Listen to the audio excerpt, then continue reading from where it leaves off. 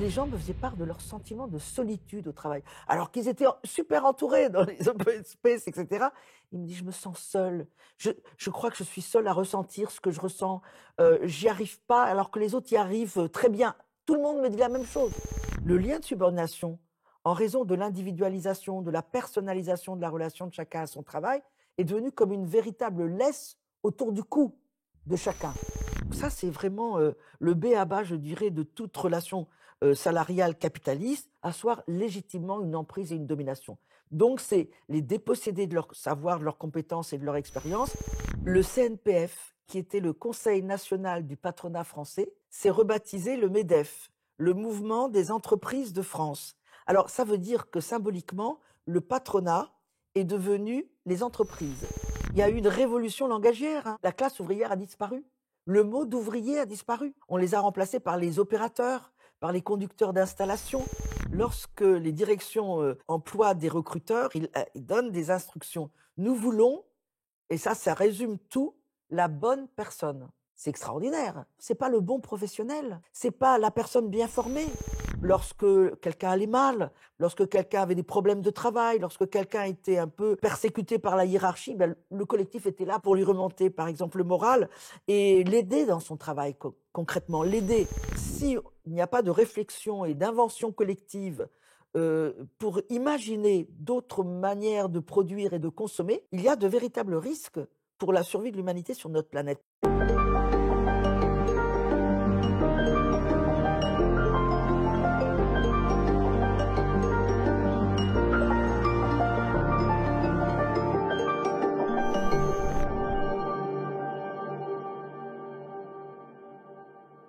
Daniel Linhart, bonjour. Bonjour. Je suis très heureux de vous recevoir sur la chaîne YouTube du média Elucide. Alors, vous êtes sociologue et directrice de recherche émérite au CNRS. Vous êtes une spécialiste de l'évolution du travail, de l'emploi, du management. Vous êtes entre autres l'auteur de L'insoutenable subordination des salariés et La comédie humaine du travail, de la déshumanisation taylorienne à la surhumanisation managériale. On va donc parler de tout ça dans notre long entretien. Pour commencer, la souffrance au travail a toujours existé, mais ça semble de plus en plus difficile de l'ignorer aujourd'hui, tant c'est devenu une vraie question de santé publique. On voit que les burn-out explosent, que l'emploi se précarise de plus en plus. Pourquoi est-ce que de plus en plus de personnes ont l'impression que leur travail n'a plus de sens ? Parce que je crois que la chose la plus importante qui a transformé vraiment le monde du travail, c'est l'individualisation systématique de la gestion des salariés et de l'organisation du travail, qui a déstabilisé les collectifs de travail, qui a introduit la pratique d'objectifs personnalisés pour chacun, avec des évaluations personnalisées, et qui mettait fin à l'équation à travail égal, salaire égal. Et donc, on est dans un monde du travail qui désormais est soumis à une concurrence systématique des uns avec les autres et également une concurrence systématique de chacun avec soi-même. On est censé se dépasser en permanence, montrer qu'on est le meilleur, savoir se remettre en question, être résilient, sortir de sa zone de confort comme la rhétorique managériale le dit. Et du coup, chacun est pris dans une espèce d'épreuve personnelle où il doit sans cesse faire l'épreuve pour se faire reconnaître et récompenser par sa hiérarchie. Et je dirais que les règles du jeu, pour être un peu schématique, les règles du jeu, c'est de chercher à se satisfaire soi-même, à satisfaire ses besoins narcissiques en symbiose avec l'ADN de l'entreprise, avec les objectifs de la direction. Donc, on sort de la logique antérieure qui était plutôt autour de l'idée que le travail, c'est une expérience socialisatrice où on coopère avec les autres pour satisfaire le besoin d'autrui et non pas ses propres besoins. Et le travail, de ce fait, perd son sens parce que pour se faire reconnaître au travail, il faut répondre aux objectifs de la direction qui ne sont pas nécessairement liés à un travail de qualité, un travail dont on puisse être fier, mais un travail rentable à court terme. À titre d'exemple, je peux vous donner une expérience que j'ai eue dans une entreprise où on faisait la chasse au tr au sur à la surqualité. La direction disait: «Les salariés veulent se faire plaisir en faisant du trop bon travail, alors que les clients achèteraient à une qualité moindre pour le même prix. Donc pour nous, c'est du gâchis». Donc on voit bien que, les objectifs, d'une personne, qui respecte les règles du métier, qui a envie de se reconnaître dans son travail et les objectifs de la direction qui veut vendre au prix le plus intéressant, une qualité qui importe peu, sont pas souvent compatibles.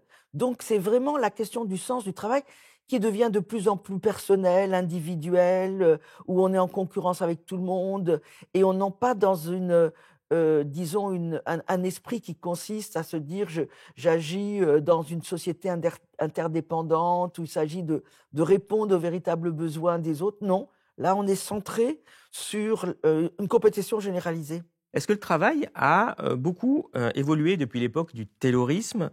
Parce que, on nous fait croire que le management moderne, bah, c'est une façon de mieux prendre en compte l'humain, pour rompre avec la déshumanisation, des anciens modèles, façon Charlie Chaplin.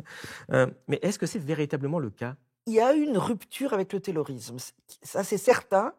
Lorsque le nouveau modèle managérial s'est imposé dans les années, 80-90 et cette rupture, c'est essentiellement, l'idée de l'interchangeabilité des salariés et le fait que, heu, on ne faisait pas intervenir, la subjectivité des travailleurs dans le cadre de l'organisation du travail. Alors, à l'heure actuelle, c'est le contraire, hein. J'ai évoqué, tout à l'heure, l'individualisation, la psychologisation du travail, où il s'agit de montrer qu'on est le plus fort et de satisfaire ses besoins narcissiques. Il y a la volonté, pour déstabiliser les collectifs, ça c'est une logique stratégique de l'après-mai 68. Bon, il s'agit donc d'affaiblir, les collectifs et de faire la promotion de la personne. Ça, c'est quelque chose qui est complètement, déconnecté de la logique taylorienne. Mais, la logique taylorienne n'a pas été abandonnée en soi totalement, puisque l'organisation du travail, par contre, sur le plan technique, reste totalement influencée par cette philosophie taylorienne.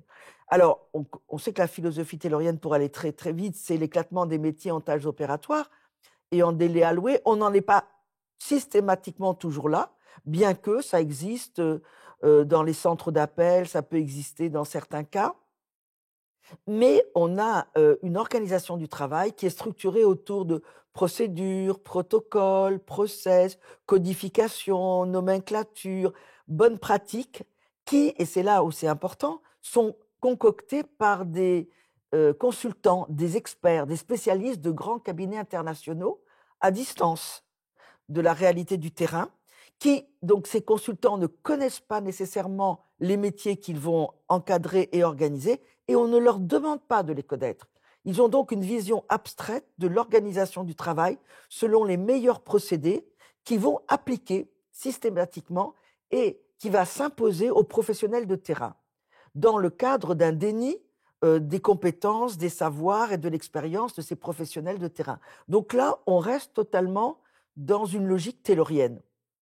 Alors, ce qui est vraiment intéressant de prendre en considération, c'est que, de ce fait, il y a une contradiction, fondamentale entre, d'un côté, la mobilisation de la subjectivité, où on dit aux salariés, «Révélez-vous à vous-même en même temps que vous vous révélez à nous, votre hiérarchie.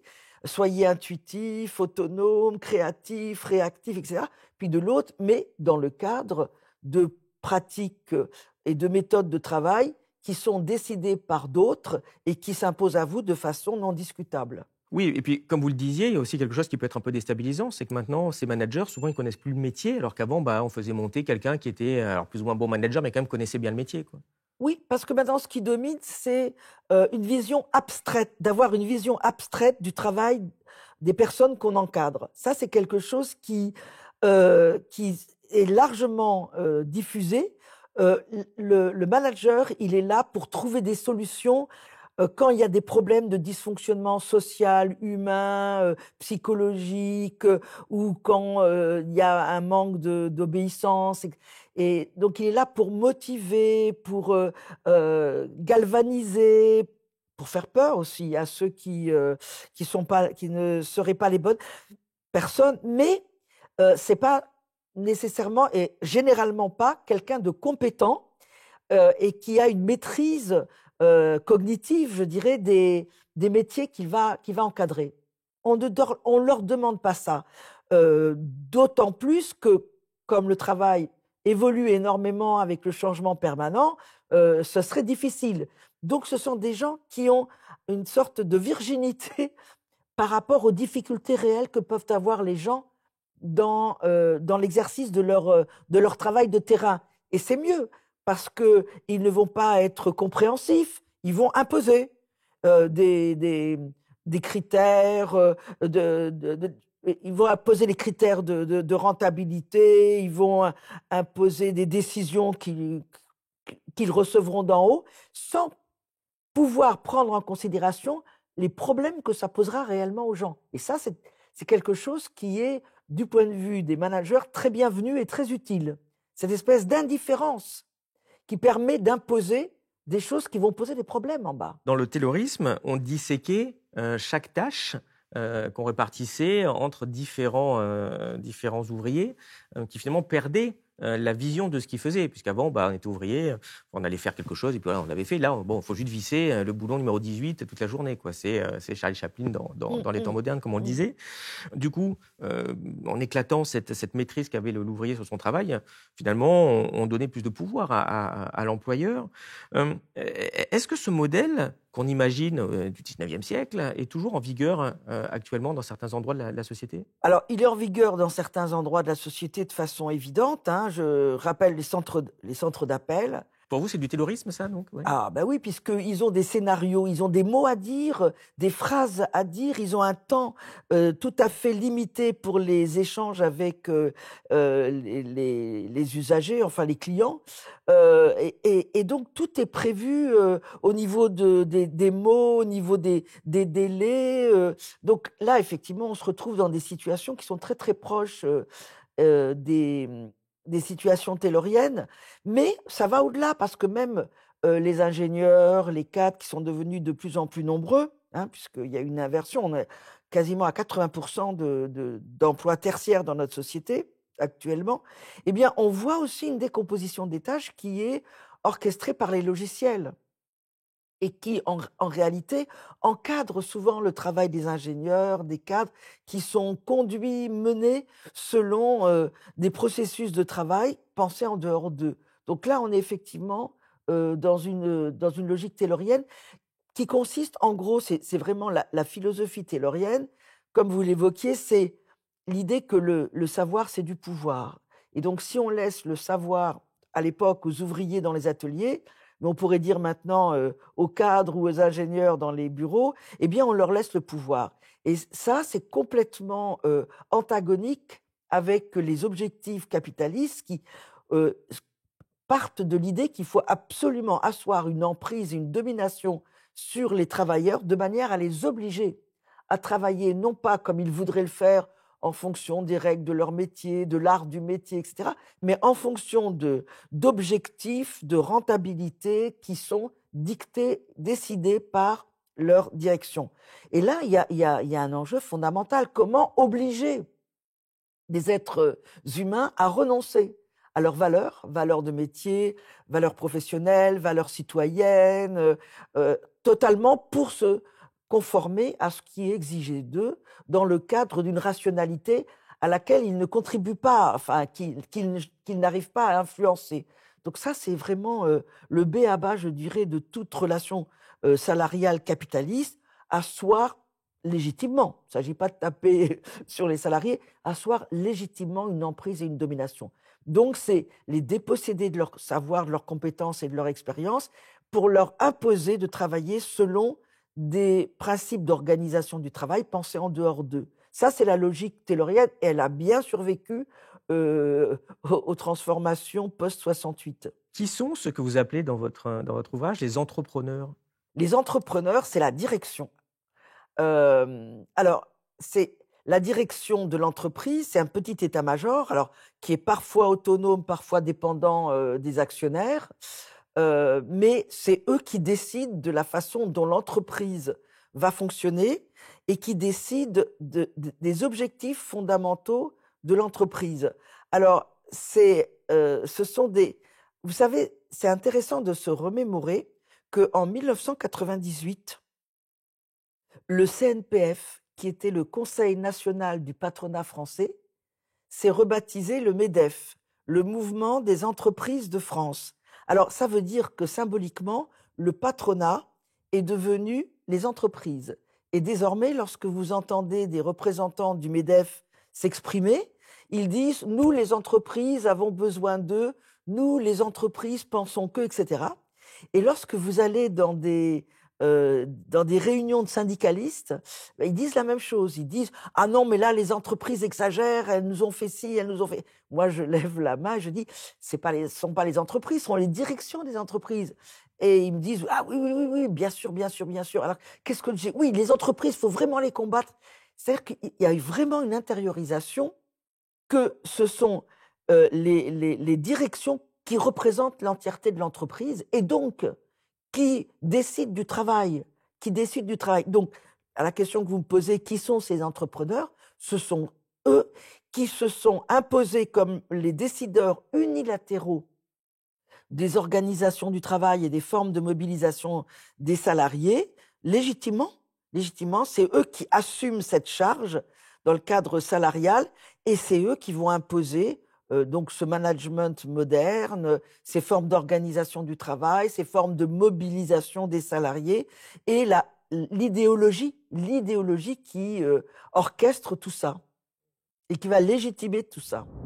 Si vous aimez cette chaîne et notre travail, pensez à vous abonner et suivez-nous sur elucide.media. En plus de garantir notre indépendance, en vous abonnant à notre site, vous aurez accès à tous nos contenus, analyses graphiques, synthèse d'ouvrages, podcasts, entretiens exclusifs et articles quotidiens.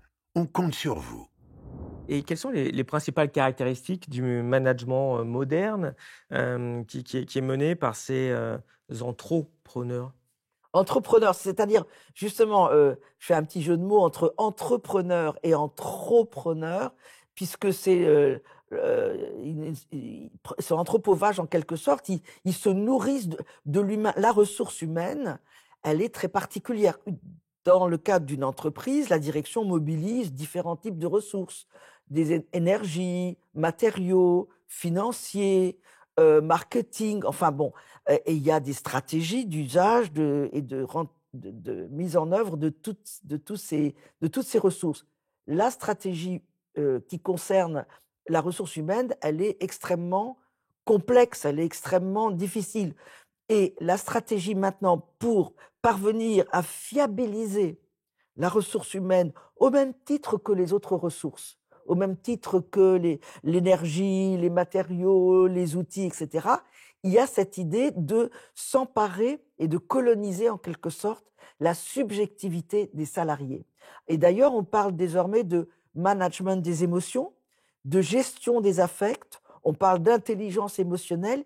Il y a cette idée que un bon entrepreneur, il sait se utiliser, mobiliser, se nourrir de ce qui représente la spécificité humaine, c'est-à-dire les émotions, la dimension affective, les aspirations, les fantasmes, les peurs. Enfin, voilà, et on parle de plus en plus de psychologisation. Il y a des psychanalystes qui aident les directions à mettre en place, les DRH notamment, à mettre en place leur dispositif. Il y a véritablement une appropriation dans la ressource humaine de ce qui est au plus profond de sa spécificité.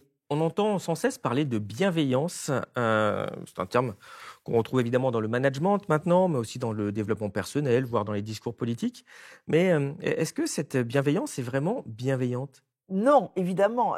La bienveillance, c'est de la part du management moderne, c'est la volonté de diffuser un discours qui véhicule le consensus et surtout qui fasse oublier le passé, qui est assez spécifique à la France, dans le monde du travail, qui est celui de rapports extrêmement conflictuels dans le cadre de l'idéologie de la lutte des classes entre, d'une part le patronat et d'autre part la classe ouvrière. En France, l'enjeu était particulièrement virulent. Et on avait un parti communiste qui était extrêmement présent, une CGT très combative, et donc les rapports étaient ouvertement conflictuels et de grande méfiance réciproque entre, d'une part, les directions, le patronat, et d'autre part, les travailleurs. Après mai 68, qui a été un coup de semonce absolument fantastique, hein, qui a littéralement traumatisé le patronat français, comme il a traumatisé la classe politique française. Je rappelle toujours que le général de Gaulle, qui était alors président de la République, a disparu de la scène politique publique pendant 3 jours, et il y était allé s'enquérir de la fidélité de l'armée française auprès du général Massu, qui était stationné à Baden-Baden. Donc, pour vous dire l'ampleur du traumatisme. Donc, à ce moment-là, le patronat s'est dit, il nous faut absolument trouver les moyens pour faire revenir les ouvrières et les ouvriers dans les usines, les employés, parce qu'il y a eu 3 semaines de grève générale avec occupation d'usines, la plus longue du XXe siècle.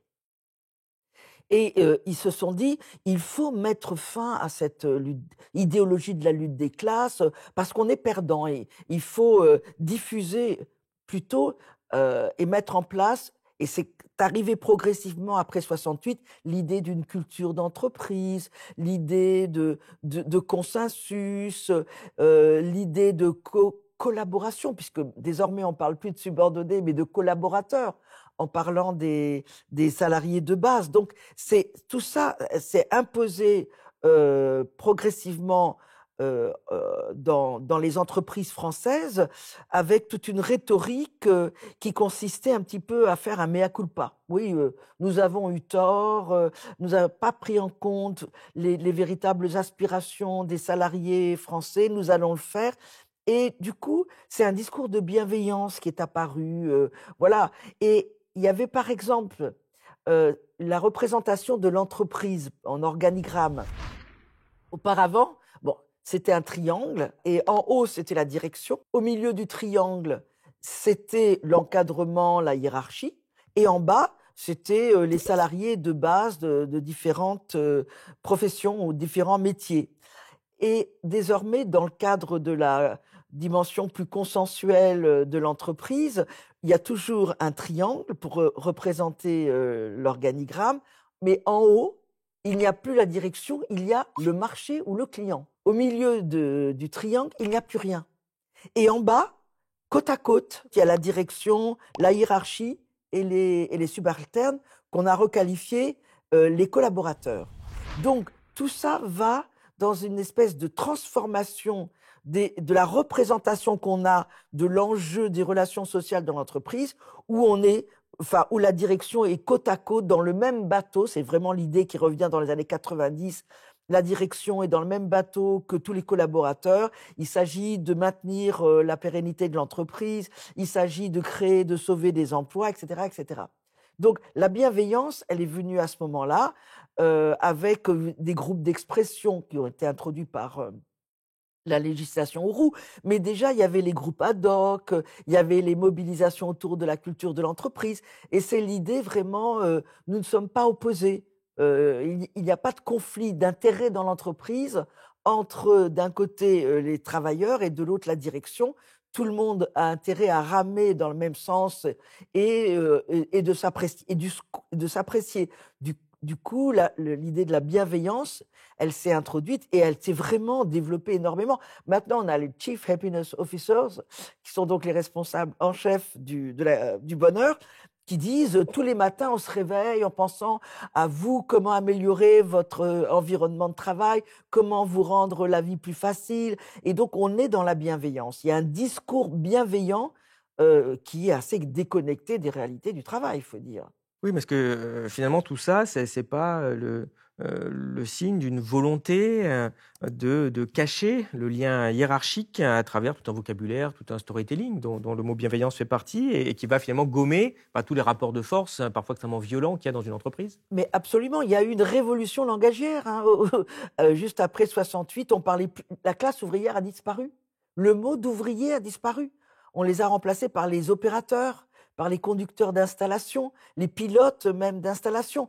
Il y avait plus de qualification. On parle de compétences. Il y a eu une transformation des termes pour donner une autre représentation des enjeux du monde du travail. Ça, c'est quelque chose qui a été. Maintenant, vous demandez, par exemple, aux jeunes ou aux étudiants combien il y a d'ouvriers, ils vont vous donner des chiffres totalement surréalistes parce que les ouvriers ont disparu de l'imaginaire et des représentations de l'opinion publique.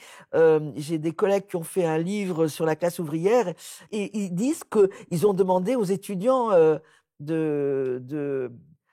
c'était à l'école des hautes études, combien il y a d'ouvriers. Ils ont dit 400 000, 500 000. Bon, il y en a 5 millions parce qu'on a retiré le mot ouvrier du vocabulaire du travail. Donc, effectivement, il y a une volonté de changer les représentations que l'on peut avoir du monde du travail. Et donc, il y a, et aussi joue beaucoup dans ce sens-là l'introduction de la langue anglo-saxonne qui représente autrement aussi le monde du travail. On a énormément de mots anglais et lorsque je fais des interviews, ça m'arrive de demander aux gens « Mais qu'est-ce que ça veut dire exactement ce mot que vous employez ?» Et il me dit « Exactement, je ne sais pas trop, mais en gros, ça veut dire ça. » Voilà, c'est pour rendre un peu étrange et un peu brouiller la vision qu'on peut avoir du monde du travail. Finalement, dans cette optique, à quoi devrait ressembler le salarié moderne parfait? Quelles sont les caractéristiques qu'on lui demande d'avoir aujourd'hui? Alors, le salarié parfait, bah, écoutez, c'est simple parce que lorsque les directions emploient des recruteurs, ils donnent des instructions. Nous voulons, et ça résume tout, la bonne personne. C'est extraordinaire. Bon, maintenant, ça paraît banal, mais c'est quand même une révolution. C'est pas le bon professionnel. C'est pas la personne bien formée. C'est pas la personne qui a de l'expérience. C'est pas la personne qui maîtrise son métier. Non, c'est la bonne personne. Et qu'est-ce que ça veut dire la bonne personne? Eh bien, c'est la personne qui sait se remettre en question, qui a le goût de l'aventure, qui est loyale, qui est résiliente, qui sait repartir lorsqu'elle a des échecs. Et dernier maintenant critère, qui est apte au bonheur. C'est-à-dire que les directions ne veulent pas de personnes pessimistes qui vont plomber l'atmosphère, qui sont toujours négatives, etc. Mais des personnes ouvertes, des personnes confiantes, des personnes désireuses de se faire reconnaître et de répondre à la demande, Donc effectivement, les les jeunes, par exemple, s'entendent dire « N'oublie pas qu'on mise sur toi. On pense que tu es le bon élément. Ne nous déçois pas, ne nous déçois pas. » Il y a un enrôlement tout de suite des dimensions les plus personnelles du salarié et pas du tout la mise en œuvre de ses compétences techniques, organisationnelles, mais son intuition, sa réactivité, sa volonté de bien faire. C'est ça qui prime avant toute chose. Et c'est pour ça que je parlais d'entrepreneur. C'est prendre ce qui est spécifiquement humain, titiller les besoins d'être reconnu, surtout chez les jeunes, parce que ça existe vraiment. Les anciens, enfin, ou les plus âgés sont un peu déjà aguerris et moins confiants. Mais les jeunes, ils ont envie d'être remarqués comme étant le meilleur. Et voilà, donc ils se lancent à corps perdu dans cette quête de reconnaissance et de récompense. Eh bien, lorsqu'on dit on mise sur toi, on sait que tu es la personne qu'on voulait, montre-nous qui tu es vraiment, révèle-toi toi-même en même temps que tu vas te révéler à nous, etc. Eh bien là, si ça marche pas, comme ça arrive parfois que les jeunes se fassent dire « Oh, tu nous as déçus, tu n'es pas celui qu'on pensait que tu étais vraiment, tu nous as déçus ». C'est un effondrement personnel, parce que c'est la personne qui est critiquée et qui est niée dans ses compétences, son aptitude. C'est pas le professionnel à qui on peut dire « Il te manque un peu de formation, on va te donner un tuteur, on va te faire peut-être changer de poste pour te donner quelque chose qui sera plus en cohérence avec ta formation et tes compétences. » Mais est-ce que les managers réalisent la véritable nature du climat, finalement, qu'ils instaurent dans l'entreprise? Ou bien est-ce qu'ils sont convaincus que ce qu'ils font, c'est bien? Est-ce qu'ils ont conscience de suivre une idéologie? Moi, je pense qu'ils sont assez convaincus que ce qu'ils font est bien. Et je pense que dans leur esprit, ils sont en cohérence avec les exigences d'un monde qui change énormément, qui vit en accélération temporelle démesurée, avec un renouvellement technologique extrêmement important dans un monde qui vit autrement, etc. Et l'idée de mobiliser les personnes, ça leur paraît comme étant cohérent avec des sociétés qui évoluent et que ça leur paraît même intéressant et satisfaisant pour tout le monde que l'on considère chacun en fonction de ce qu'il est et pas uniquement en fonction de sa professionnalité.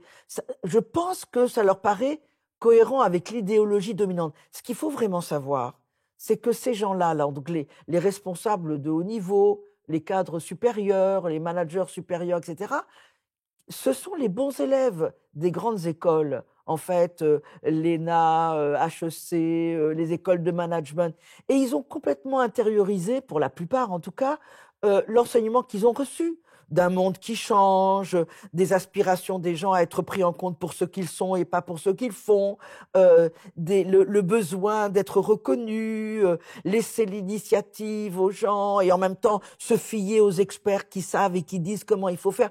Ce sont les bons élèves. Ils ne sont formatés que pour un type de management dont ils ont été convaincus de l'idéologie et qu'ils mettent en place.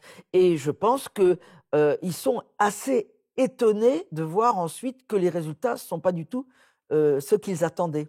Parce que les résultats, on le connaît, c'est beaucoup de souffrance au travail, vous l'évoquiez au début, mais du burn-out, des suicides au travail. Il y a eu le procès de France Télécom qui a mis sur la scène publique le nombre de personnes qui se donnaient la mort parce qu'ils ne supportaient plus les conditions de leur travail.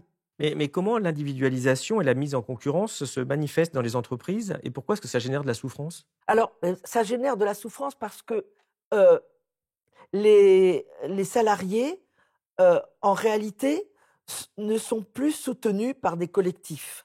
Il faut savoir que pendant les 30 glorieuses, donc les années 50, 60, 70 de l'autre siècle, il y avait des collectifs, ce qu'on appelait les collectifs informels de salariés, de travailleurs, ou informels parce qu'ils n'étaient pas dans les organigrammes et parce qu'ils se créaient spontanément euh, en raison de la coexistence côte à côte dans la durée et le travail. Et ces collectifs partageaient des valeurs communes. Ces collectifs développaient des formes de sociabilité, de solidarité, avaient le sentiment d'un destin commun aussi dans l'entreprise. Et donc, il y avait beaucoup d'entraide, il y avait beaucoup de sentiments de partage, de camaraderie. Et ça, c'était quelque chose qui était assez positif lorsque quelqu'un allait mal, lorsque quelqu'un avait des problèmes de travail, lorsque quelqu'un était un peu persécuté par la hiérarchie, ben, le collectif était là pour lui remonter le travail, pour lui remonter, par exemple, le moral et l'aider dans son travail concrètement, l'aider. Eh bien, à partir du moment où ces collectifs ont été déstabilisés, parce que il y a une concurrence qui a été mise en place objective entre les salariés avec des primes. Vous savez, j'ai même vu sur des chaînes de montage, des ouvriers, donc des opérateurs, comme on dit maintenant, qui avaient des objectifs personnalisés et des évaluations personnalisées, et donc des primes différentes. Donc, ça crée des relations qui n'étaient plus du tout les mêmes, plus des relations d'entraide, de solidarité, où on rigolait ensemble. Maintenant, lorsque vous allez la plupart du temps dans les entreprises, vous voyez des grands, presque comme des ateliers, mais ce sont des open space où il y a chaque salarié vissé à son écran d'ordinateur qui est en concurrence avec tout le monde. Il n'y a pas de bienveillance entre les salariés, il n'y a pas de sentiment de solidarité, il n'y a pas d'entraide. Et il y a le regard aussi de la hiérarchie qui dit ah ben, ton collègue a l'air d'avancer mieux que toi. Enfin, c'est pas du tout un climat qui est porteur, parce que quand même on est 7 heures par jour dans l'entreprise, sinon plus. Et donc, euh, à titre d'exemple, on peut penser à ce qu'a été le télétravail quand il y a eu la Covid. Eh bien, les gens étaient très contents d'être chez eux. Les gens étaient très contents. Et quand on les interrogeait, ils expliquaient que ils se sentaient pas nécessairement très à l'aise. Ils se sentaient pas chez eux. Ils se sentaient pas entre eux. Dans les open space, et que là, ils étaient tranquilles, ils étaient à l'abri des regards malveillants, de la concurrence immédiate. Voilà, même si au bout d'un certain temps, ils se sentaient seuls et isolés, mais ils faisaient vraiment l'analyse qu'ils n'étaient pas heureux au sein disons, sur le lieu de travail avec leurs collègues. Leurs collègues n'étaient pas leurs camarades. Et d'ailleurs, lorsque vous interviewez des jeunes maintenant, ils ne disent pas, à la différence de ce qu'on entendait dire dans les années antérieures, ils n'ont pas d'amis souvent sur le lieu de travail. Leurs amis sont complètement déconnectés de leur profession et de leur lieu de travail.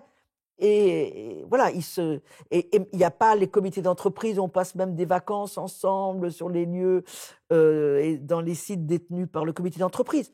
Et là, c'est vraiment chacun pour soi. Et ça ne peut pas créer une bonne ambiance entre les salariés. C'est intéressant votre exemple parce qu'on peut faire le lien avec l'autonomie des salariés, parce que dans les entreprises, on vous explique que voilà, il est important que les salariés soient autonomes, mais est-ce qu'ils sont véritablement libres, les salariés? Comment le contrôle des salariés s'opère dans ces nouveaux systèmes? Le contrôle, il s'opère de façon extrêmement efficace via les logiciels la plupart du temps. C'est pour ça que le télétravail a pu se développer d'ailleurs. C'est parce que vous êtes tenu de travailler dans le cadre des méthodologies qui sont véhiculées par les logiciels que vous utilisez. Et donc, le travail est pré-bâché d'une certaine façon, même si vous devez utiliser vos compétences et vos connaissances pour le faire marcher, mais vous êtes guidé, vous êtes encadré, vous n'avez pas une liberté d'autonomie réelle, ni sur la définition de vos missions, ni sur la définition des moyens pour justement tenir vos missions, pour réaliser vos missions. Donc vous êtes quand même très pris en charge, vous êtes dans une situation de travail pensée par autrui. Et là, vous avez des micro-marges d'autonomie pour travailler, mais vous êtes contrôlé, surveillé par les logiciels. Oui, mais là, vous parlez d'informatique, mais on voit qu'on est en train de vivre une étape supplémentaire maintenant qui s'appelle l'intelligence artificielle. Est-ce que vous pensez qu'elle va faire évoluer drastiquement le travail? Comment est-ce que vous voyez l'avenir dans ce cadre-là? Mais je pense que l'avenir, il peut être très sombre, si on laisse se développer l'IA selon des logiques propres à selon ses principes technologiques. Je crois qu'il faut bien considérer que l'IA, c'est un enjeu de société et qu'il faut être extrêmement vigilant sur la manière dont l'IA va être mise en œuvre et développée. Ça peut déboucher sur des choses extrêmement positives dans certains cas. Ça peut être une réelle aide, mais ça peut avoir des conséquences absolument néfastes, même dramatiques sur nos sociétés. Je pense que c'est un peu comme le nucléaire, toute proportion gardée.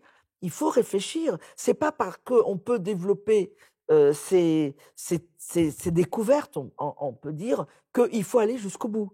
L'IA peut véritablement déshumaniser, désocialiser notre société si on la laisse à tout vent. Il faut l'encadrer, l'orchestrer, l'utiliser et non pas être utilisé par l'IA.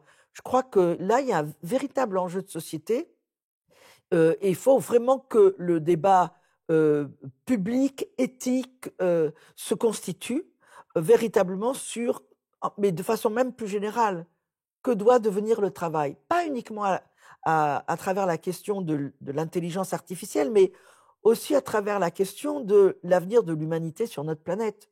Parce que s'il n'y a pas de réflexion et d'invention collective pour imaginer d'autres manières de produire et de consommer, il y a de véritables risques pour la survie de l'humanité sur notre planète. Parce que nous savons que cette rationalité néolibérale de rentabilité à court terme, elle est extrêmement prédatrice on sait qu'elle est prédatrice pour les salariés qui sont souvent maltraités. On parle de souffrance, etc. Elle est assez aussi prédatrice pour les consommateurs et les usagers qui sont manipulés déjà par les neurosciences, par l'intelligence artificielle aussi, puisqu'ils se targuent de faire acheter au consommateur quelque chose avant qu'il n'ait lui-même pris conscience de la réalité de son désir d'achat. Bon, donc là, il y a véritablement ce qu'on peut appeler une prédation ou une maltraitance des usagers, et puis une maltraitance des ressources de la planète. Donc il faut repenser le travail et il faut le constituer comme un enjeu de société.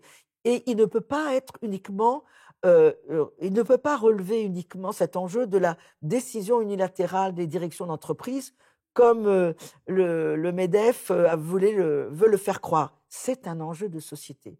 Et le débat sur l'intelligence artificielle doit être repositionné dans le cadre de ce débat, me semble-t-il, citoyen, qui doit véritablement se dérouler si on veut que les choses changent, et elles doivent changer. Vous l'avez cité il y a quelques secondes, mais on parle de plus en plus de la souffrance au travail, mais les causes de cette souffrance sont généralement assez largement éludées. Alors on nous dit, enfin c'est dans le discours des médias, hein, que les gens sont plus fragiles qu'avant, ou voilà, le monde a changé et puis il faut s'adapter, faut être agile. Que pensez-vous de ces arguments? Alors, les gens ne sont pas plus fragiles, mais ils sont seuls au travail. Parce qu'auparavant, je reviens là-dessus, les collectifs, ce sont des dimensions extrêmement importantes du travail. On ne peut pas vivre seul dans le monde, on ne peut pas vivre seul au travail. Je fais des interviews très souvent, surtout je faisais, parce que maintenant j'ai moins l'occasion d'en faire, mais les gens me faisaient part de leur sentiment de solitude au travail. Alors qu'ils étaient super entourés dans les open space, etc.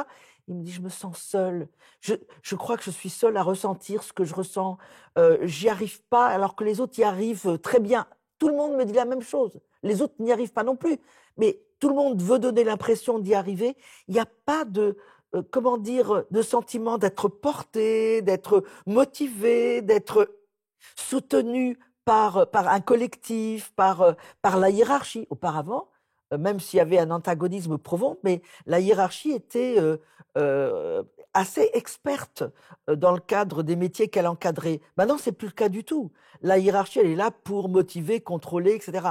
Mais les gens se trouvent désemparés. Et il y a un phénomène qui est extrêmement important aussi, c'est le changement perpétuel. Le changement permanent, qui fait partie des pratiques du management moderne, c'est effectivement lié à l'accélération temporelle qui caractérise notre monde. Mais au-delà de ça, il y a une stratégie managériale qui consiste à imposer une pratique de changement assez fréquente, assez soutenue, de manière, comme le voulait Taylor, à mettre en obsolescence, enfin, déposséder les travailleurs de leur savoir, mais actuellement, c'est en mettant en obsolescence les connaissances, les savoirs et l'expérience. Lorsqu'on change tout le temps, eh bien, ce qu'on savait auparavant ne sert plus à rien.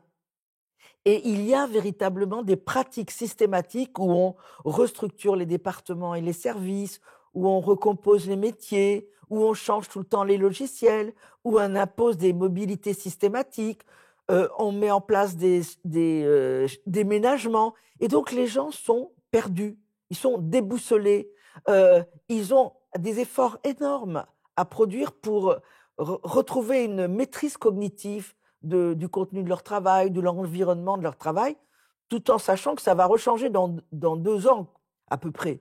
Donc, il y a un sentiment de ce que j'appelle, moi, une précarité subjective. C'est-à-dire, je peux être fonctionnaire, je peux être bénéficiaire d'un CDI, je ne suis pas sûre d'être au niveau, d'être à la hauteur et de pouvoir maintenir mon poste et ma place, parce que je suis soumis à des changements permanents, non seulement qui me fatiguent, mais qui me déprécient, parce que je ne peux plus me faire confiance à moi-même, à ce que je savais auparavant, à mon expérience, elle n'est plus utile. Donc, la solitude et le changement permanent et l'intensification et l'augmentation des exigences du management, ce sont des conditions qui créent véritablement beaucoup de souffrance et beaucoup d'angoisse, beaucoup d'anxiété et qui créent du burn-out. Ouais, c'est ça, il y a certaines entreprises comme ça où il y a sans arrêt des réorganisations tous les 2-3 ans, alors que le métier ne change pas. Donc on se dit à la base, qu'est-ce qui s'est passé de nouveau? Absolument. Vous y voyez une forme d'intentionnalité comme ça Oui, ben, je le dis toujours, j'ai eu une expérience qui vraiment m'a impressionnée. Je faisais un exposé à des cadres de France Télécom à la fin des années 90 et à la fin, il y a un responsable qui est venu me voir et qui m'a dit: «Madame, est-ce que vous savez quel est mon vrai, travail?» Je dis: «Non, quel est-il?» «C'est de produire de l'amnésie». Alors je dis: «Ah bon, pourquoi?» Alors il me dit: «Parce que France Télécom est en train de se transformer. Nous allons prendre un virage commercial, nous avons besoin de changer les valeurs de notre entreprise et moi, je dois faire le vide dans, l'esprit de nos agents pour qu'ils soient réceptifs aux nouvelles valeurs commerciales du privé et je crée de l'amnésie» et je lui ai dit: «D'accord, mais comment on crée de l'amnésie?» Il m'a dit: «C'est simple, il faut secouer le cocotier en permanence». Alors je dis: «Qu'est-ce que ça veut dire?» «Bouger les choses, bouger, déplacer, rendre mobile, et cetera». Comme ça, les gens sont dans une espèce de,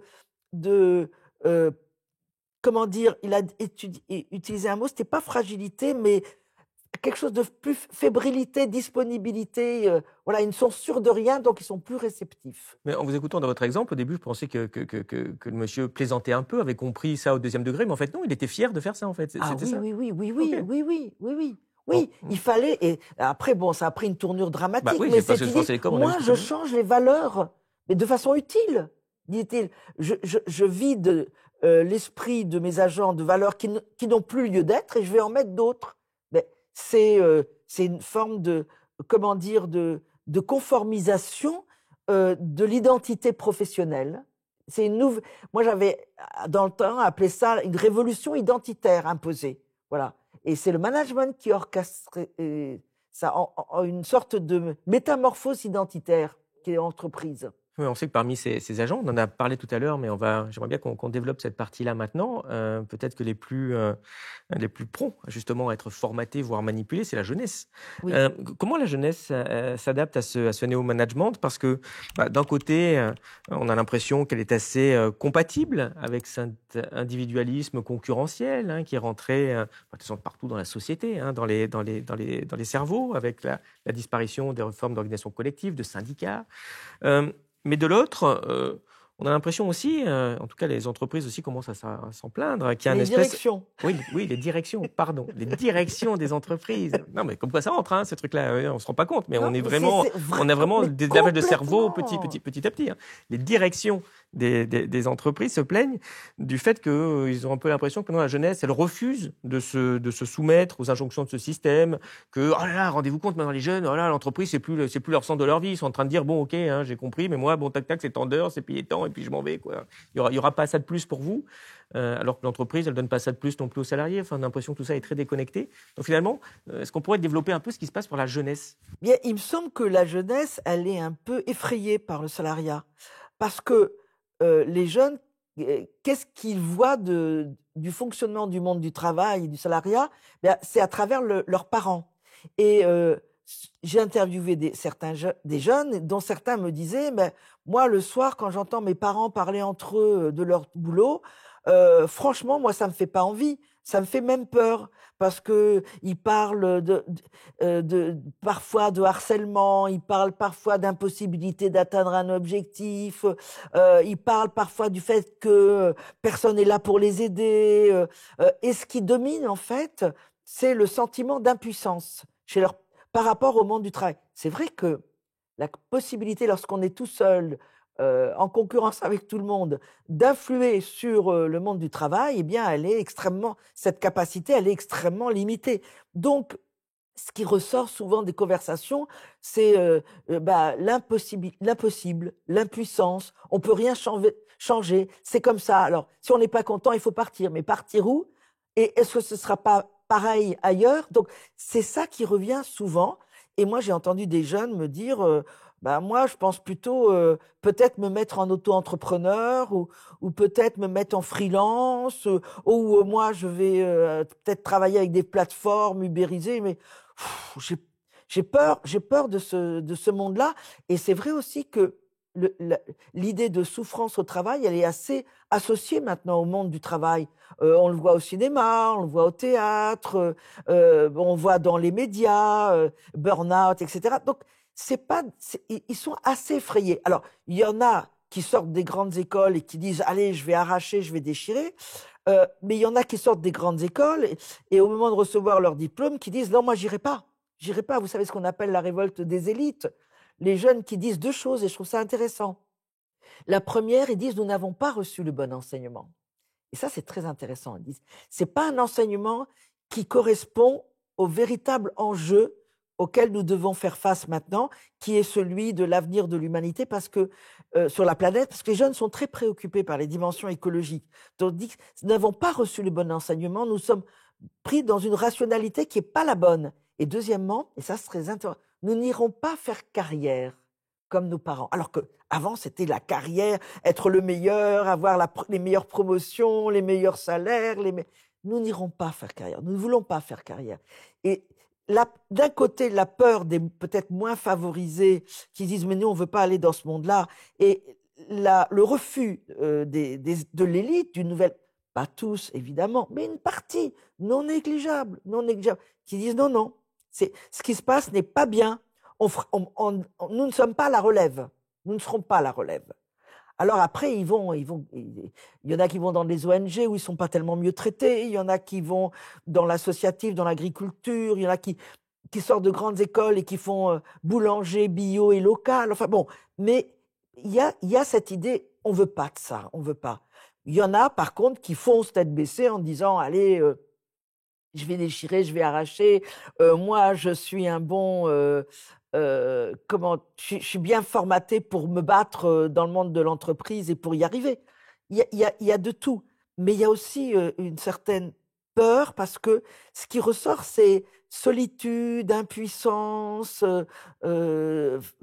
mal-être. Ça, c'est des choses qui transpirent, je dirais, du monde du travail. Vous n'avez pas trop parlé de la catégorie intermédiaire qui doit être majoritaire. C'est-à-dire, je vais quand même aller dans l'entreprise, mais bon, c'est vraiment un reculon et puis je ne vais pas donner plus que ce que je reçois. C'est difficile de tenir à reculons. C'est difficile parce que ce qu'on exige de vous, c'est vraiment, allez, faut jouer le jeu. Faut vraiment montrer qu'on est convaincu par l'idéologie managériale, qu'on sait qu'il faut se battre. Alors, ce qui est intéressant, c'est que les directions d'entreprise sont tellement convaincues que c'est dur et qu'on demande beaucoup aux salariés qu'il faut se battre, qu'elles mettent en place les DRH de la bienveillance et du bonheur avec toute une série de dispositifs, beaucoup tournés vers les jeunes, puisqu'on leur propose des séances de massage, des séances de fou rire dans certaines entreprises, des séances de méditation, de yoga, il y a des conciergeries.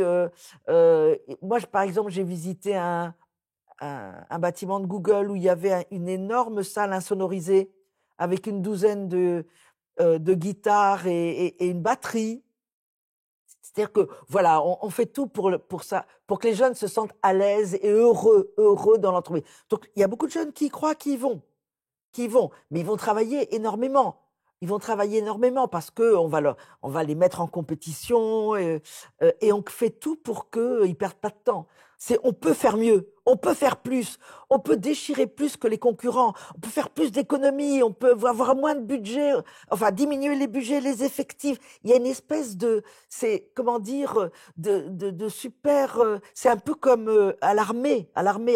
Vous savez, moi j'ai été à une formation de cadre DRH justement. Qui était organisée par une association de DRH. Et il y avait 200 DRH, et à chaque session de formation, il y avait un militaire, un général, un amiral, qui étaient là justement, ils étaient censés être là pour donner un peu cet esprit d'absolue confiance aux salariés vis-à-vis de leur hiérarchie qui doit exister dans l'armée. Parce que, imaginez-vous, quand un officier dit « à l'assaut », il faut que ça suive derrière. Il ne faut pas que non, on va en discuter entre nous, on va voir si c'est le bon moment. Non, bon, non. Et c'est ça que cherche à avoir le management, c'est-à-dire des gens qui ont confiance, qui veulent y aller, qui adhèrent, qui sont en osmose avec l'ADN de leur entreprise, comme on dit, et qui sont prêts à se battre pour y arriver, pour être plus forts que les concurrents. C'est le principe du lean management. On peut toujours mieux faire, et grâce à vous, parce qu'on a confiance en vous, les salariés, on va mieux faire, on sait qu'on peut compter sur vous. C'est ça l'idéologie, c'est l'enrôlement, c'est l'embrigadement, c'est faites-nous confiance comme nous vous faisons confiance, et on va y arriver. Et là-dedans, dans ce management, qui va être le plus impacté par ce management moderne? Et est-ce que les cadres, par exemple, sont épargnés? Non, pas du tout. Les cadres ne sont pas du tout épargnés.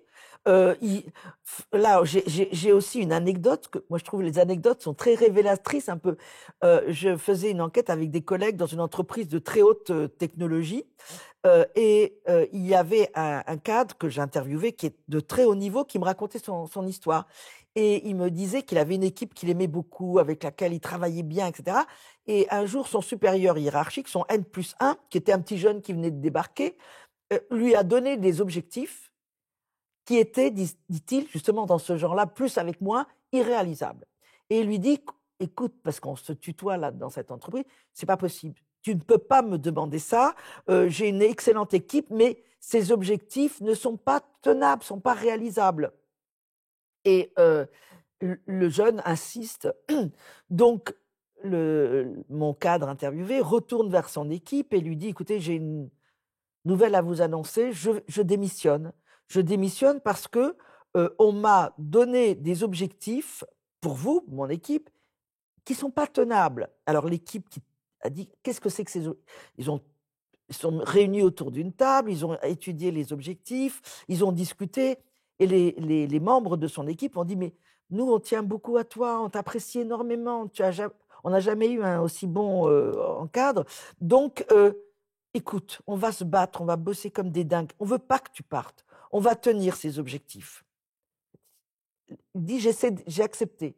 J'étais malheureux parce que je me suis dit, ils vont travailler comme des bêtes. Ils ont travaillé comme des bêtes pendant 1 an. Mais vraiment le soir et tout, des heures supplémentaires, pas payées parce que c'était cadre à la journée. Enfin, bon. Et il revient, à la fin, tous les objectifs ont été atteints. Donc il arrive pour l'entretien d'évaluation dans le bureau de son supérieur, et l'autre ouvre son dossier, lui dit, ah, ben, je ne savais pas qu'on ne pouvait pas compter sur toi. C'est l'expression. Il dit, comment ça? Tu n'as pas le bon dossier. On a atteint tous les objectifs. Et il lui dit, oui, mais vous n'en avez dépassé aucun. C'est pas bon, ça. Vous voyez, et effectivement, quand je raconte ça, ça m'arrive souvent de raconter cette anecdote, parce qu'elle m'a beaucoup impressionné, à des cadres, ils me disent, mais nous, c'est pareil. Il ne faut pas atteindre les objectifs pour être bien évalué, pour avoir une bonne note. Il faut les dépasser. Et c'est là qu'on rentre dans le subjectif et l'arbitraire. De combien il faut les dépasser? Quels objectifs? Là, on ne maîtrise plus rien. C'est ça la réalité. Il y a un point aussi qui concerne beaucoup les cadres en entreprise. Un certain nombre se sentent un peu dévalorisés par ce qui se passe. Quelque part, on a l'impression que ce management moderne, il vous fait sentir finalement un ouvrier, que vous êtes un ouvrier comme les autres. Est-ce que vous avez vu ces choses-là dans la suppression des bureaux individuels, dans les open space pour les cadres? Comment ils vivent ça? Ah mais le vivent mal, effectivement, on leur a vendu les open space en leur disant, vous allez pouvoir communiquer entre eux, vous allez avoir plus de relations, ça sera plus fluide, plus cool, etc. Mais en réalité, quand vous allez visiter un open space un peu grand, vous êtes absolument frappé par les attitudes des cadres. Vous avez l'impression qu'il y a une disciplinarisation des corps, et qu'on les met vraiment, on les affecte chacun à un écran d'ordinateur, alors on les voit dans la même situation, courbés, avec les mains sur le clavier, courbés face à l'écran, et effectivement, on a l'impression d'une chaîne de montage. Et je crois que les open space ont aussi pour vertu cachée de faire bien comprendre aux ingénieurs, aux cadres, etc., qu'ils sont des exécutants comme les autres, qu'ils ne sont plus le salariat de confiance qu'ils étaient auparavant et qu'ils doivent se conformer strictement à ce qu'on attend d'eux. Ils n'ont pas le sentiment d'être chez eux dans l'entreprise, d'autant plus que à la suite des open space, il y a les flexi bureaux, c'est-à-dire qu'ils n'ont plus le même bureau tout le temps. Donc, ils arrivent de plus en plus tôt pour être sûrs d'avoir un bureau, pour être sûrs de ne pas avoir le plus mauvais, le plus mal placé bureau. Donc, ils sont dans un état de dépendance et ils n'ont surtout pas l'impression d'être chez eux parce qu'il y a aussi des situations où ils doivent même réserver à l'avance par mail leur bureau. Donc, ça veut dire comme prendre un billet de train. Vous n'êtes pas chez vous dans l'entreprise, c'est pas votre entreprise. Vous allez réserver une table au restaurant, vous prenez votre billet de train, vous réservez votre bureau dans l'entreprise. Donc, vous êtes pas chez vous. Et ça, c'est quelque chose de terrible pour un cadre de ne pas se sentir chez soi. Il y a la même chose d'ailleurs pour les places de parking. Si vous n'arrivez pas tôt, vous n'êtes pas sûr d'avoir une place de parking.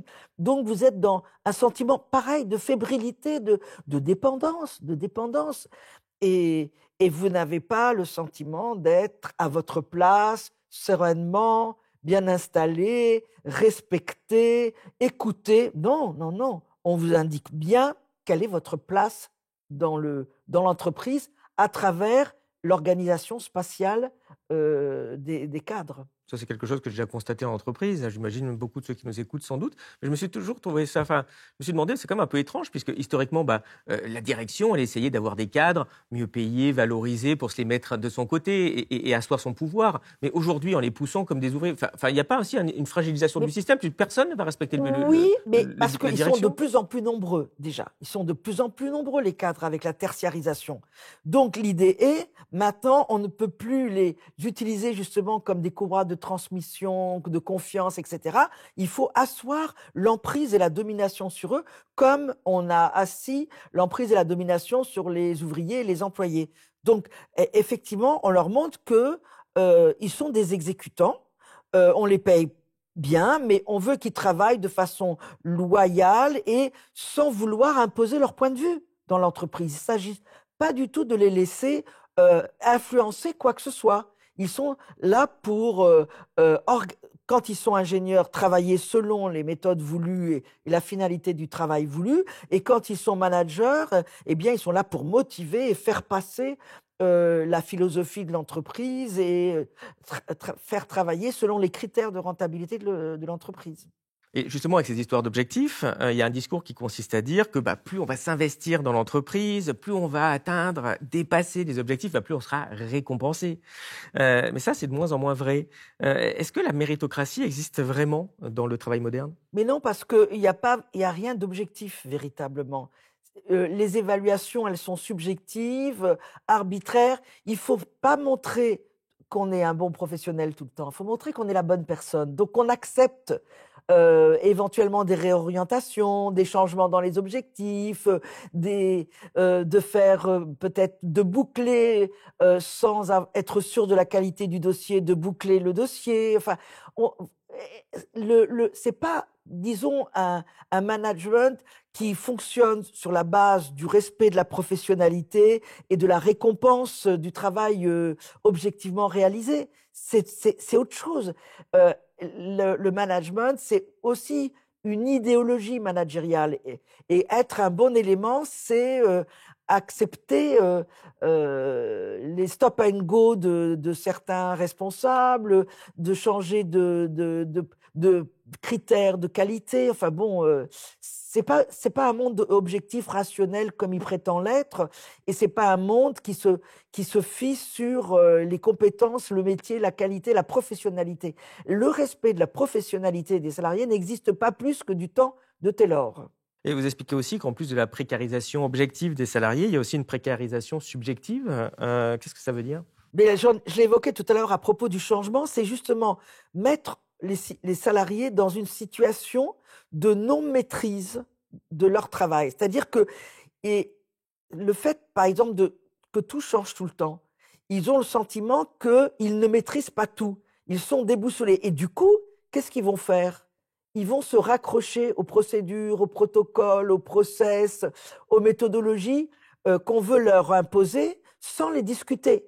Le fait de la précarité subjective, c'est faire en sorte que les salariés ne se sentent pas sereins dans leur travail, ne se sentent pas dotés de l'expérience qui leur permet d'être sûrs de la qualité de ce qu'ils font et de pouvoir être fiers de ce qu'ils font.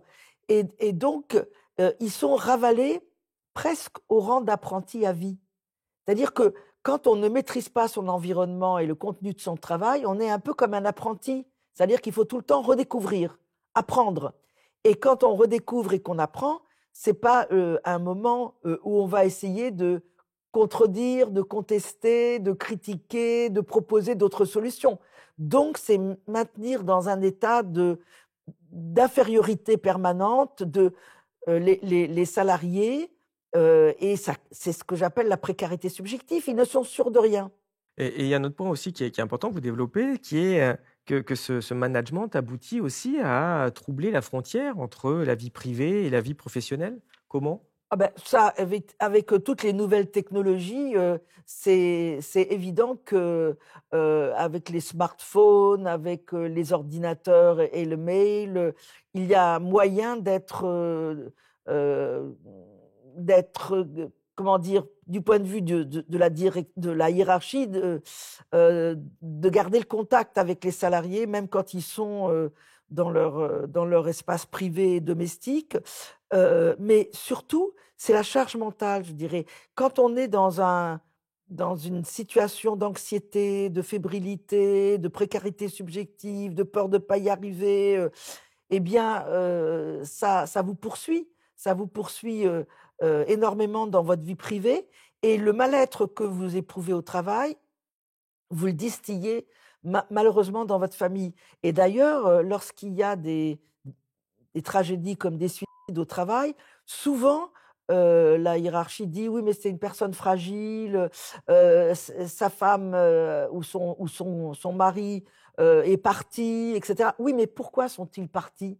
Pourquoi la famille s'est disloquée? Parce que la personne a importé ses problèmes professionnels et le sentiment d'être harcelé au travail dans la famille. Et du coup, ça a tout déréglé, on peut dire. Et donc, la personne, elle est devenue toute seule, les amis la fuient, etc. Mais le travail est très prenant à partir du moment où il y a de l'anxiété, de la fébrilité, de la peur de ne pas y arriver. Et l'idéologie de ce management, ça s'est aussi importé dans les politiques publiques, vous l'avez dit tout à l'heure, en particulier dans l'hôpital public. Quel regard vous portez sur cette récupération par le politique? Alors, c'est-à-dire que la logique du management privé s'est déversée dans le secteur public. Vraiment, de la même manière, par exemple, dans les hôpitaux, les directeurs ne sont plus des médecins, ce sont des personnes formées dans l'équivalent de l'ENA pour la fonction hospitalière. Et donc, la logique managériale, y compris le lean management, les bonnes pratiques, ça s'est introduit vous savez, les bonnes pratiques elles se sont introduites dans les dispositifs et dans les comportements professionnels imposés aux médecins et aux soignants en général. Alors, c'est très intéressant dans la fonction hospitalière parce qu'on a vu à travers l'épisode Covid, qu'est-ce qui s'est passé?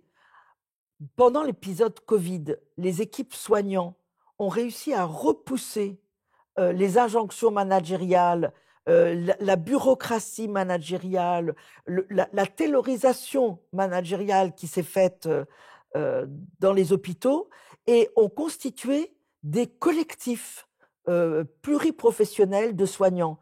Ça partait du chirurgien à l'ambulancier, en passant par l'aide-soignante et la personne qui s'occupait du ménage du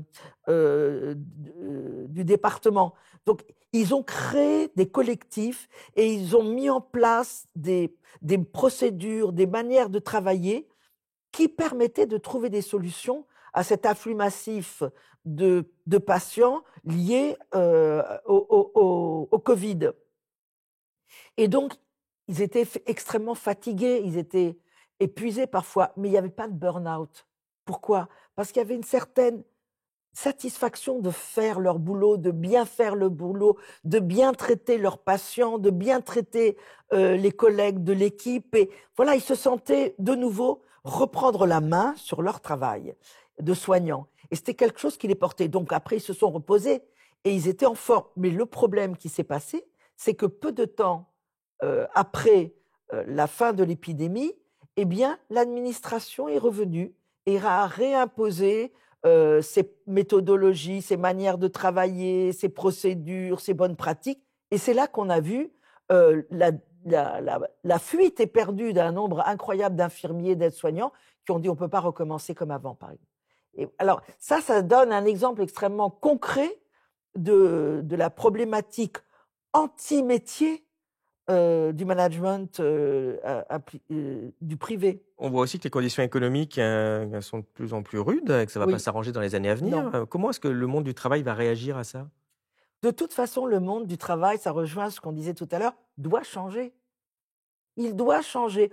On doit réinventer une organisation du travail, d'autres modes de production, parce que il le faut, mais ce n'est pas un discours théorique de sociologue, c'est un constat objectif lié à la dégradation du climat, des ressources naturelles, et aussi à la dégradation de l'état mental, en France notamment, des travailleurs, qui est extrêmement important. Il y a non seulement ce qu'on évoquait, les suicides au travail, le burn-out, mais il y a aussi ce qu'on appelle l'addiction à des substances psychoactives pour tenir au travail. Beaucoup d'addictologues disent que des gens viennent les consulter parce qu'ils disent « moi j'ai pris par exemple de la cocaïne ou tout ça », pour tenir au travail, je me rends compte que je ne peux plus m'arrêter pendant les vacances, donc je suis devenu addict, aidez-moi. Mais il y a beaucoup de gens qui prennent des tranquillisants, qui prennent du hashish, de l'alcool, pour tenir au travail. Ça devient un phénomène de santé publique extrêmement important, comme il y a cet enjeu de climatologie très important aussi. Donc, il faut changer, il faut inventer autre chose.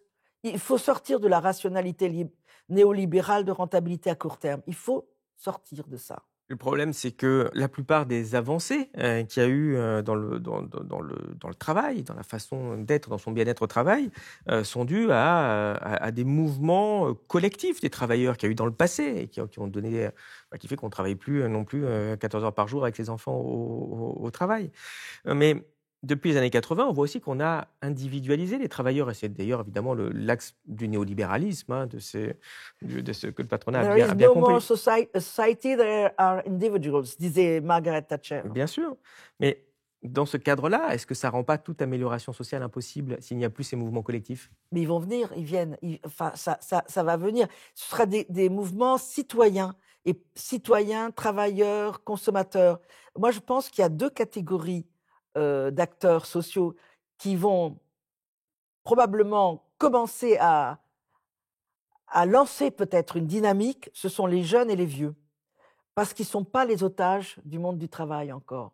Et les jeunes commencent à se poser vraiment beaucoup de problèmes, à refuser certaines situations, et les vieux qui sont sortis du monde du travail, qui voient ce qui se passe, sont profondément mobilisés aussi. Pas tous, évidemment, mais ils prennent en compte, plus que les adultes actifs, les questions de l'avenir de nos sociétés, je pense. Donc, il y a des mouvements qui vont venir et je crois qu'on n'imagine pas de quel ordre ils seront, mais des mouvements citoyens, des mouvements de consommateurs, des mouvements de producteurs qui vont poser des questions, et ça sera probablement international aussi. Parce que pour vous, on ne peut pas imaginer un retour à du syndicalisme classique?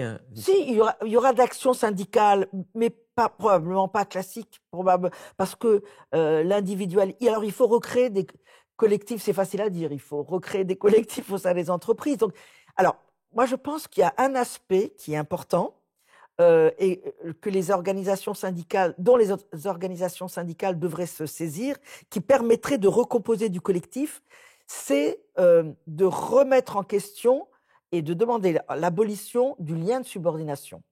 Parce que le lien de subordination, c'est ce qui établit que le salarié, à partir du moment où il signe son contrat salarial avec l'employeur, accepte d'entrer dans une situation d'obéissance à son supérieur hiérarchique et à sa direction, il doit obéir systématiquement aux ordres en matière d'organisation de son travail et de contenu de son travail. Moyennant quoi, l'employeur a en charge la responsabilité de la santé mentale et physique de ses salariés. Bon, ça a existé avec le salariat, mais ce lien de subordination, il était vécu au sein de collectifs que j'évoquais tout à l'heure, informels. Et donc, d'une certaine manière, il était un peu mis à distance parce que le collectif représentait un certain micro-contre-pouvoir. Par exemple, un collectif d'ouvriers pouvait dire à sa hiérarchie « Attention, si vous nous embêtez trop, on vous colle une grève du zèle ». Bon, ça veut dire que du coup, les résultats seront moins importants. Donc, il était moins vécu et moins intensément vécu. Et du coup, il ne conduisait pas à une individualisation qui contrecarre l'organisation syndicale. Maintenant, le lien de subordination, en raison de l'individualisation, de la personnalisation de la relation de chacun à son travail, est devenu comme une véritable laisse autour du cou de chacun. Une laisse. Quand vous êtes tout seul en télétravail avec votre ordinateur, vous êtes dans le lien de subordination. Vous ne pouvez pas dire j'arrête de travailler parce que ce travail n'a plus de sens, ça c'est mal composé. Non, vous êtes obligé d'obéir. Et ce lien de subordination, ça désamorce toute velléité d'analyse, de critique, de contestation de la manière de travailler et de produire. Donc, rien ne changera jamais au sein des entreprises de ce point de vue, c'est-à-dire d'imaginer un autre travail, tant que ce lien de subordination dominera. Or, ce lien de subordination, il est complètement archaïque. Il est complètement contraire à tout principe de société politique démocratique où nul n'appartient à personne. C'est un lien de vassalité. Hein. Je travaille pour moi comme je te le dirai, et moyennant quoi je m'occupe de ta santé physique et mentale. Il faut savoir quand même que la santé physique, elle n'est pas très très bien sauvegardée parce qu'il y a 3 morts par jour d'accidents du travail en France. Donc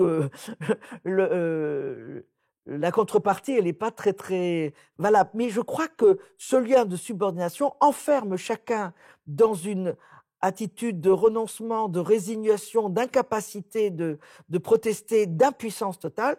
Et si les organisations syndicales et les partis politiques disaient on ne peut plus continuer, on ne peut plus accepter qu'un travailleur qui met son temps, ses compétences, sa force au service d'une entreprise devient illico presto un vassal, c'est pas possible.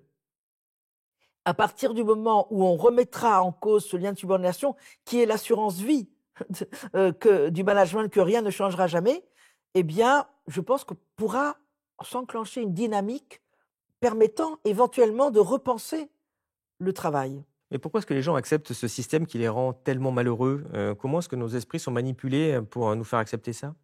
Ben parce que tout seul, on ne peut rien. Tout seul, on ne peut rien changer. Auparavant, là, il y avait la combativité. Le patron, c'était celui qui s'en mettait plein les poches. Il y avait cette idéologie de la lutte des classes. On dénonçait. Mais maintenant, tout seul dans son coin, qu'est-ce que vous voulez faire? Vous pouvez partir, oui. Vous pouvez, mais oui, ou alors faire des choses totalement illégales pour vous faire plaisir, mais ça veut dire que vous êtes dans une perspective de départ. Je pense, il y avait une interview qui était faite par une journaliste d'un jeune homme qui travaillait dans une grande surface de vêtements, et il disait, je trouve que on est tellement maltraités, les consommateurs sont tellement maltraités que quand il y a plusieurs produits que je dois emballer, j'en ai que je mets de côté en bas et j'offre des vêtements gratuits aux gens qui s'en rendent même pas compte que je mets au fond de leur paquet. Et comme ça, je me venge de ma direction. Mais vous savez, madame, je sais que je tiendrai pas longtemps et je vais partir. Voilà.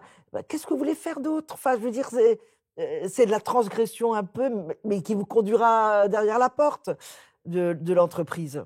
Alors, il y a de plus en plus de directions d'entreprise qui se revendiquent de créer du sens, de se soucier du bien-être au travail. Je pense notamment aux entreprises libérées.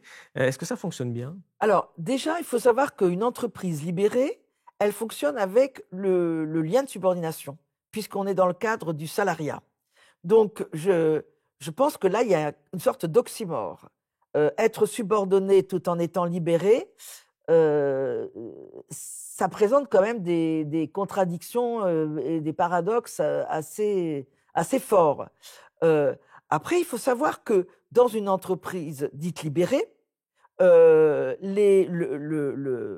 direction qui se requalifie leader, le directeur général se requalifie leader, il veut quand même avoir des followers. C'est-à-dire que ses salariés sont des followers et ils doivent, ces salariés, intérioriser la vision de leur leader. C'est-à-dire que le leader, il a une vision de ce que doit être l'entreprise, de sa finalité, de la manière dont elle doit produire, de la manière dont elle doit s'organiser. Et dans le cadre de cette vision, le follower, c'est-à-dire le salarié subordonné libéré, a des micro-espaces d'autonomie.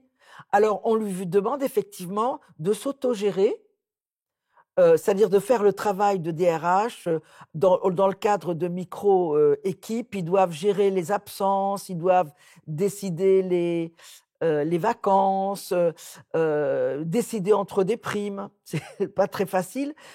Ils doivent aussi avoir des relations avec leurs clients, ce qui permet aux clients de s'introduire et de faire pression directement sur les équipes de travailleurs au sein de l'entreprise.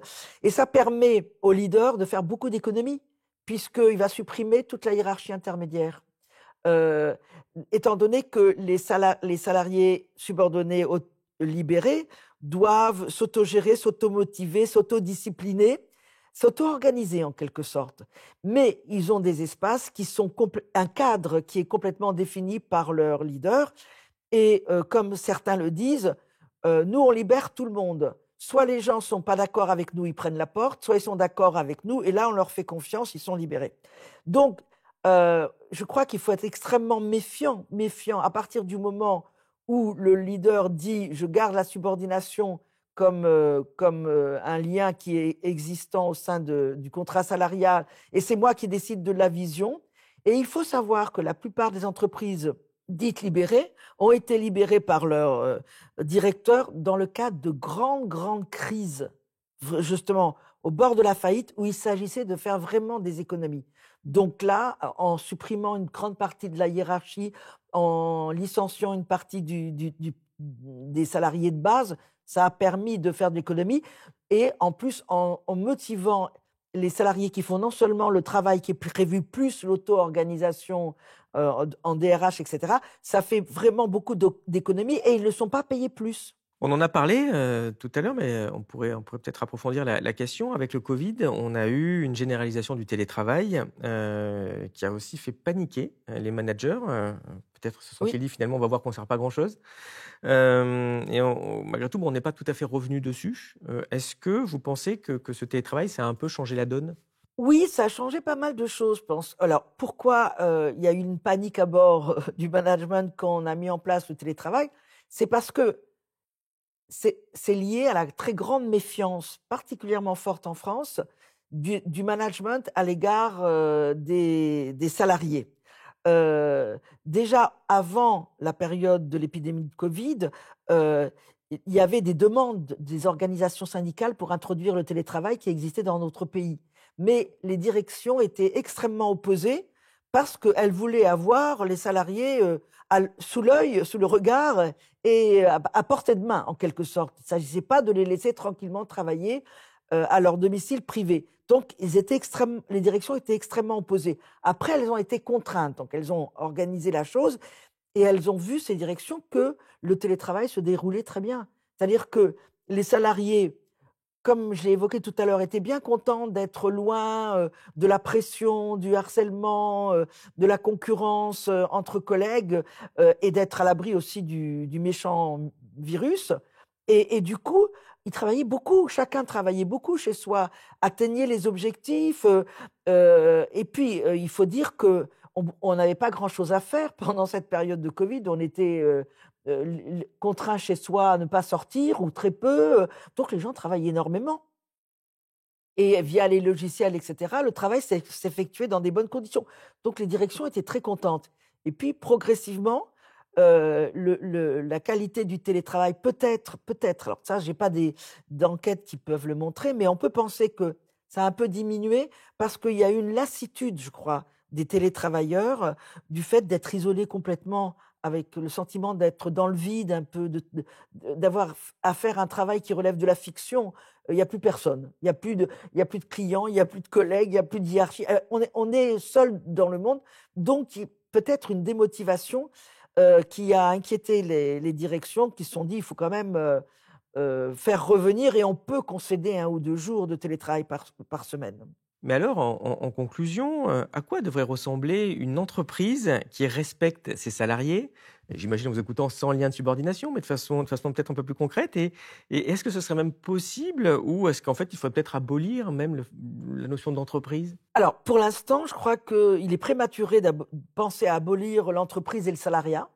C'est-à-dire que je pense, en tant que sociologue, que le salariat est une bonne chose parce que c'est une forme de mise au travail collective et ça permettrait, effectivement, comme ça a été le cas auparavant, qu'il y ait des avancées collectives, des acquis collectifs. Donc, je crois qu'il faut débarrasser le salariat du lien de subordination, mais ne pas supprimer le salariat, je dirais, dans un court moyen terme. Après, on peut éventuellement repenser tout ça et on ne sait pas jusqu'où on peut aller.